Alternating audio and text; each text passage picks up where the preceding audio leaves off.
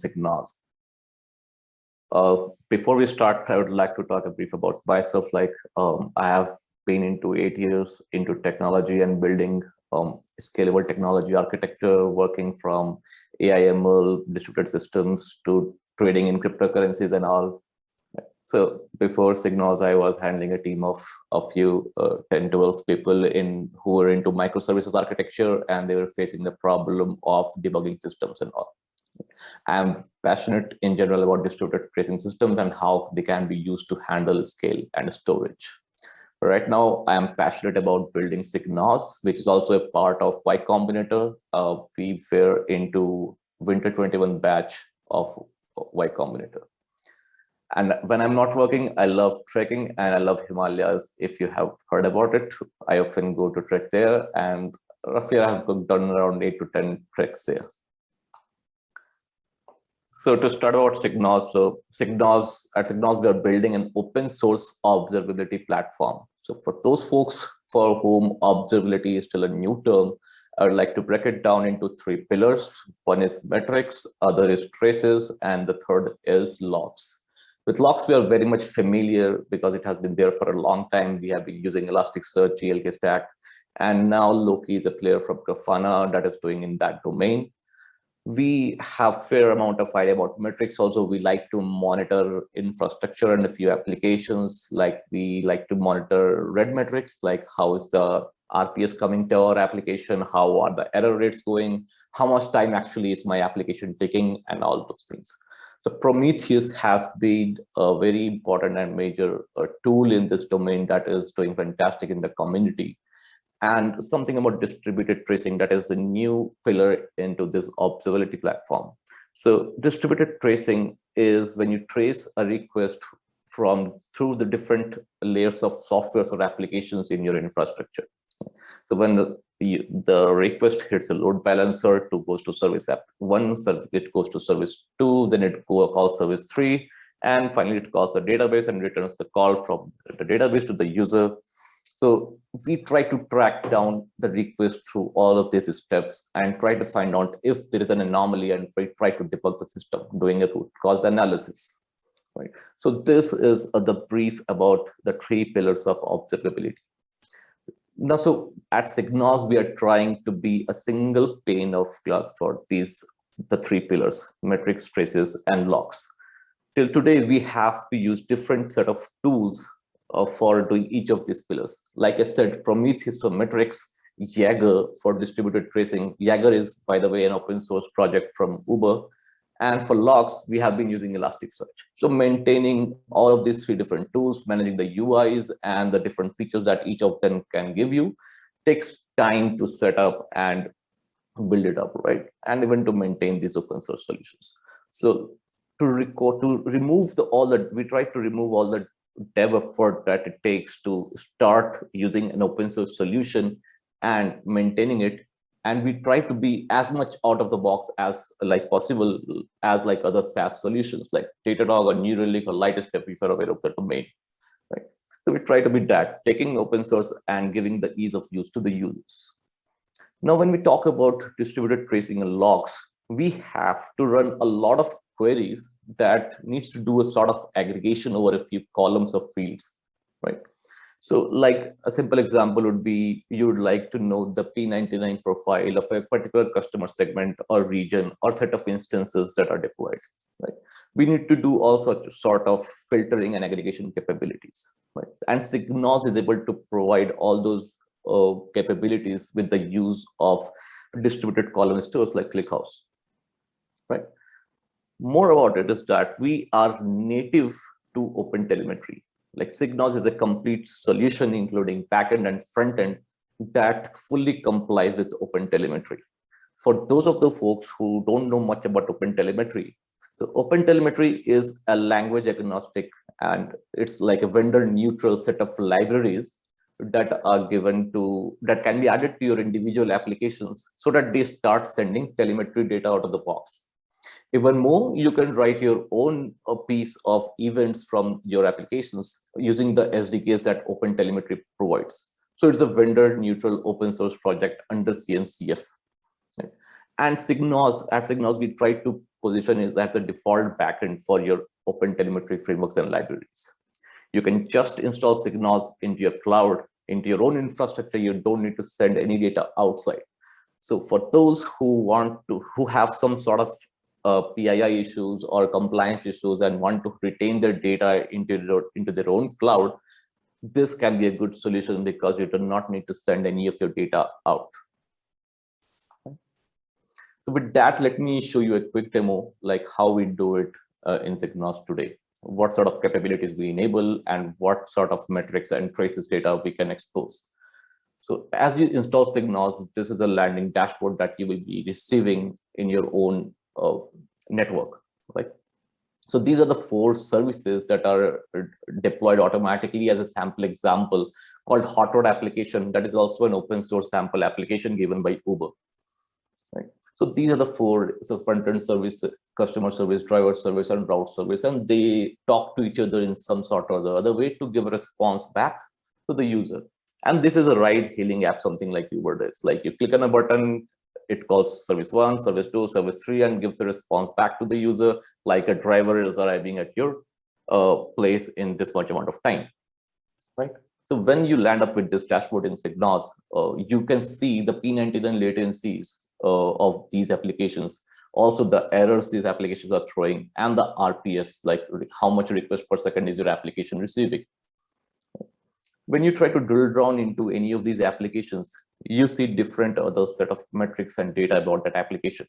One panel, it would be like P50, 19, F5, and 99 percentile profiles of your latencies, like how are the 99% of the request performing, right? You can see the general trend and how many RPS is your application handling, what's the error percentage, and what are the APIs, the most important APIs that your application is taking into, like how is the API performing, like what is the P50, 90, 95, and 99 percentiles, and what is the RPS. So this gives you some idea about how your application, a specific application, is performing. Right now, we are looking into the front-end application. When you click on the external calls, it gives you an idea like how this application is interacting with the external APIs. Like service 1 may be talking to service B, C, and D, and all external, even the external APIs, like it might be calling some payment gateways of PayPal and different sort of aggregation network that you have. So if your service might be failing because of some downstream services or dependent services, so you can get to know about them here. Like you can get the error percentage that your application is throwing due to the external calls. How is the overall external call performing? If any spike in the latency of your application is due to some dependent services or not. Even by address, you can split out, like how is it performing. Apart from that, if you're having any database calls from your application, like you're using SQL and MySQL services or MongoDB services, then you would get to know, like if you're making and call to those databases, how are they performing? What is the RPS and how much average time are they taking out? It gives you an idea to debug latency issues in your application if the external calls and the database calls are taking time or not. Right? You can even drill down into more details into this graph. Let's say you got a spike in the latency profile in your application, and you want to go and see like what exactly were the requests and how are they performing. You go and click view traces, and you get all the trace data during that time period from that service, like all the individual events that were thrown, and all that you can sort them by latencies. Like you want to see how many of the requests were taking more than a second and less than 5 seconds. You get all the events that were there. You might want to click and go into that detail and see what all events were emitted during that particular request. So you can see high-level diagram of that one and also the individual events. Like here we can see this event is taking most of the time of this event. Now you can drill down deeper into it and see finally a MySQL query was executed, which was taking 969 milliseconds. Now you know what things was going on and what time was it taking. Even you can see the MySQL query, which was taking more time, and you can optimize on that. Apart from that, since I was talking about the aggregation capabilities, let's say you have an application and it is calling an external API or something, and you have a tag associated to that, like attribute, like http.url was taking, it's calling another service called customer service, which is hosted at port 8081. You can apply that filter and you can see the graph there. Like what is the aggregate churn of for all the events that were emitted due to these filters. Right? You can even see the duration of P99 profiles, P50 profiles and all. Right? On top of that, you can see the high-level service diagram of how your services are interacting with each other. Like what does the data flow look like? And when you hover over a service, you can see the request, RPS, error rate, and P99 latencies. Right? So this gives you a time. So if any of these services will be throwing errors, then you will see a red blob there. So this is the demo that I was trying to show. Oh, sorry. Let's stop this.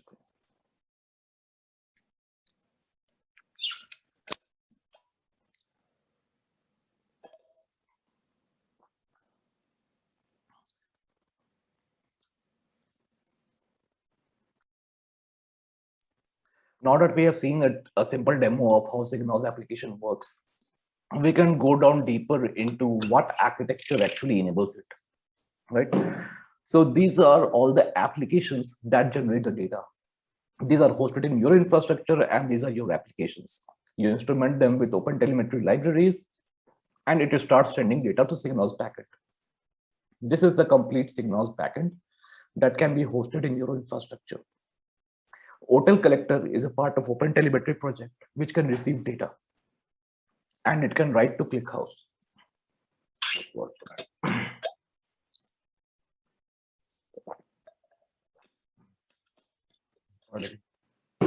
Yeah. So we have written exporter over OpenTelemetry Collector that can write data to ClickHouse.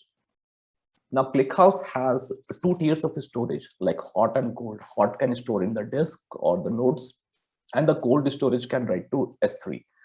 So this becomes very efficient when you talk in terms of optimization of data storage, right? S3 is cheap, and you can store the past data that is not frequently used into S3.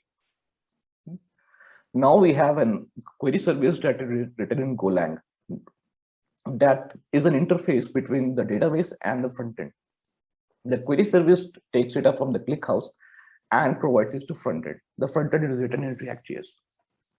So these are the different components that you will see that it has installed in your infrastructure. One is OpenTelemetry Collector, another is ClickHouse, one is query service written in Golang, and another is front end. Right. So before this, using ClickHouse, we're trying our hands with Kafka and Druid also. So the hotel collector used to write to Kafka, and from Kafka, Druid used to read the data, and the query service likewise used to read from the Druid. Right. But with Druid, we had some issues, like for a small team who wants to just start up using our open source tools, it was taking a lot of resources. Like it was heavy in terms of usage of CPU and memory. With ClickHouse, it seems to be very light in terms of resources, and it is very blazing fast, right? So we decided to go with ClickHouse again.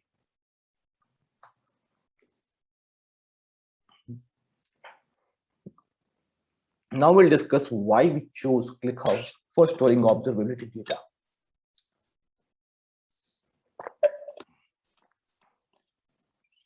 The observability data has a lot of context around it, like a lot of tags, annotations, key value pairs are associated with each and every event.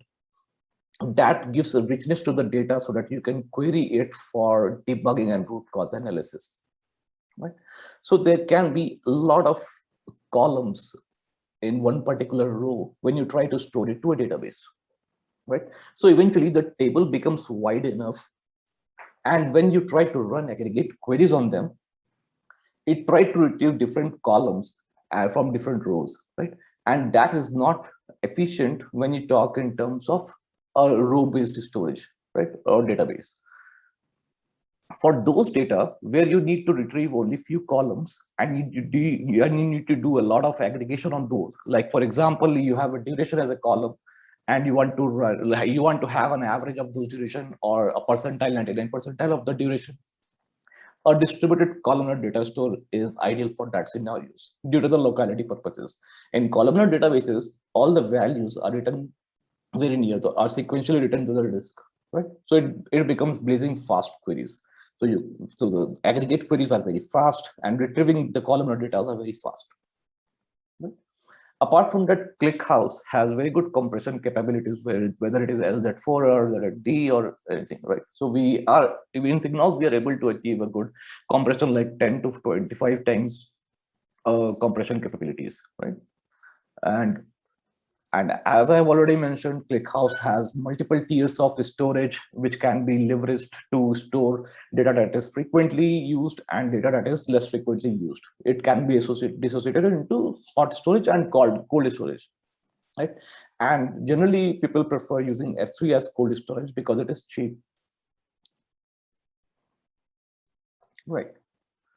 Now we come to discuss in a place like, since we understand like what is trace and what is a span, we like to discuss how is data modeled in ClickHouse using Signals, right?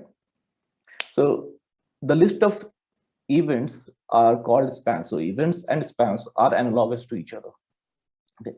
And every trace has a list of events inside them. Like a trace is one particular request, and as it goes through different components of your infrastructure, different type of events are emitted, and every event has rich contextual data with them. Sorry.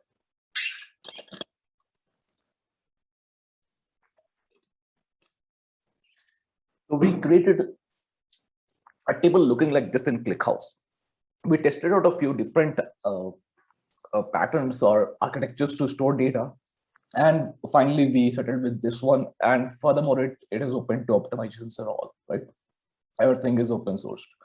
So we store time data, trace ID, span ID, what is the service name that you have sent us, what is the duration of that event, and apart from that, a lot of tags or annotations. And the keys and the key value in the keys of these key value pairs, the keys keep on changing. So if you try to add each and every key as a separate column, it becomes huge, right? The number of columns become huge, and with every data, you need to create new columns. And this might explode the number of files that you write into disk, right? So this could be intensive. Now, what we finally did is we created two arrays, one to store the keys and another to store the values. As you can see here, I created an array of a string for the storing the keys and an array of string to create the tag values. And ClickHouse gives you a very easy way to find out the position of these keys. So if you have to query by a key, like you have a key called customer type and you have a value like gold, and you want to query like how is the latency profile of that particular customer segment, like customer type is equal to gold, is looking to you, right? So those customer type and the values will be stored here. Right? And ClickHouse gives you a very easy way to find out the position of customer type in this array. And using the tag values and that index, you can easily find the values and do the filtering. Right? And the indexing is done as Bloom filters.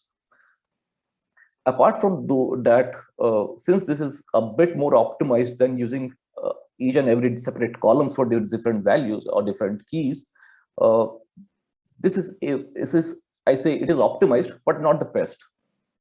For those tag keys, for those keys that users are frequently querying the data for, or the users of this observability platform are querying the data, we can create a separate column for them because they're frequently accessed, right? So I have done the same here. The external HTTP method and external HTTP URL and the DB system, the DB name that you are accessing, the operation that you're performing, what is a select, insert, update, or delete, which kind of operation are you performing? I've extracted all these out into separate columns because these will be much frequently accessed by the users of this platform. Right, so this adds performance of those kinds of queries. Right? So even with Jaeger, there is an open issue in Jaeger to suggest ClickHouse as a storage plugin for Jaeger. And people are working around that, and very similar architecture people have resorted to, and it is very exciting to see such sort of architecture being used in Jaeger also, right? I tried to run a query to analyze how is the storage performing by writing that data into ClickHouse. The number of rows were roughly around 8.8 billion or 9 billions. The uncompressed data size was 3.1 GB. After compression, we could get it to 300 MBs. Right? Roughly, the compression ratio came out to be 10. It was good. For every row, we needed around 36 bytes. So that seems pretty good to me. Right? We can even optimize it further, but good to start with, right? Now we'll discuss how the ClickHouse model and things work out for log management in using ClickHouse, right? So there is a very interesting blog that I have mentioned the link here also, published by Uber very recently, I think in this month or last month only. They migrated from using Elasticsearch to using ClickHouse for their log management system. The problems they were having with Elasticsearch is operational complexity, because the number of clusters exploded with them, and because of the huge amount of terabytes of data that we're writing, or petabytes of data, right? And apart from that, they needed to run many more aggregation queries, right? So they resorted to this architecture for using ClickHouse. So they used to write log in Kafka clusters, and they had an ingester that would change the data format to be compatible and to be stored in ClickHouse. And they would batch the data, obviously, to make it more efficient in writing to disk sequentially, and they would write it to ClickHouse cluster. They even had a good admin panel to have an operational overview of the ClickHouse cluster. Right? And they had some ingenious query service which would give them flexibility to write schemaless queries. Like the type conversions for the columns of the ClickHouse was taken care after the UI has written a query, and the query service used to convert them into the correct types. Right. So these kind of optimizations done by Uber gave an edge to ClickHouse to manage huge amount of scale of logs data. And again, the logs data is very much contextual, right? Here I share the model that they use to store data in ClickHouse, and again, it's from the same log, right? So they used to dump the raw log event at one column, and there are other columns like host name, zone, timestamp, and all. They also had type specific field names. Like if it is a string, they would have an array of a string as keys and the values separately. If it's a number, that they would have a number of float type values also, right? And if the values are bools, the boolean values, they had an array of unit 8, right? So this is the data model that they followed. And out of the blogs, there were two things that I could make out as compared to Elasticsearch. Like a single ClickHouse node could ingest around 300,000 logs per second. That was 10 times more efficient than a single Elastic node, right? And they also observed that more than 80% of the queries that they had were aggregation queries, like histograms, percentiles, and response times and all. And by definition or by ingenuity, Elasticsearch is not designed to support fast aggregations, right? Similarly, for metrics data, we had this kind of models. Two tables, one table used to store time series data, and another used to store the actual values of that time series data. This is how the set of key value pairs or labels in a metric usually seem like. Like if you look into Prometheus, it is usually like this. What Prometheus does, and similarly we do here in Signals, we do a hashing algorithm, and we create a fingerprint for these labels, and we store it in the time series table along with the labels that is meant to be, right? And again, here in the samples, it stores the values for those fingerprints. And the metrics at Signal, so we try to again run a query to optimize the story needs. So we ingested around 8.8 billion rows, and they were taking around 236 GB uncompressed data, and with compression ratio of 25, we were able to achieve 9.5 GB of data. right? And every sample or every row was taking 1.16 bytes. And with Prometheus, this was 1.37 bytes. So it's not that bad, right? Again, we are doing some sort of analyzing the performance of the queries or heavy and light queries in Signals. And when that benchmark is published as compared to Prometheus, we'd like to share with the community again. In Signals, we also support PromQL-like queries, right? So Prometheus has a very powerful querying language like PromQL that you can have group bys and different aggregation functions and powerful filtering. So we'd like to retain that. And with Signals, you should be able to run those sort of queries to read data from the ClickHouse. So there's a few improvements that we are also planning in the coming days, right? So these are the few pointers that I noted down. Like in the span data or the trace data, if we have to query a particular trace ID, it is not efficient to get the different column values and combine them together to get the data, right? It's more of like a document structure. We can have a separate table to store the dump of data about trace ID, and we can index by trace ID. So retrieving by trace ID will become very efficient. We can also use replicated merge tree for data redundancy. We can also use summing merge tree for faster aggregation queries, like we used to show the distribution latencies and error rates and RPS. So these can be pre-aggregated into something using some summing merge tree, right? That will increase performance and storage needs also. We can also use distributed tracing for distributed queries. And so a distributed query can be split into different nodes or the different distributed tables written in different nodes, and they can gather data and they can combine the data and give the final result, right? So that's the purpose of distributed query. And the last point that is my favorite, like separation of rules using separate data nodes and separate query nodes in ClickHouse, right? We can achieve independent scaling of writes and reads using these separate separation of rules. And also we can have independent hardware SKUs for query and data nodes. For query nodes also, we can have distributed tables so that the info that we need to transfer, the cluster info propagated along all the clusters, should be minimal, right? So these are the advantages that we can improve and imbibe into us. To summarize, like ClickHouse till now seems to be a very good fit for storing observability data. And with Signals, we plan to explore more about it. With Uber, migrating from Elastic to ClickHouse seems to be a very good move. And they have proven that ClickHouse can handle huge amount of scale, even for logs kind of data.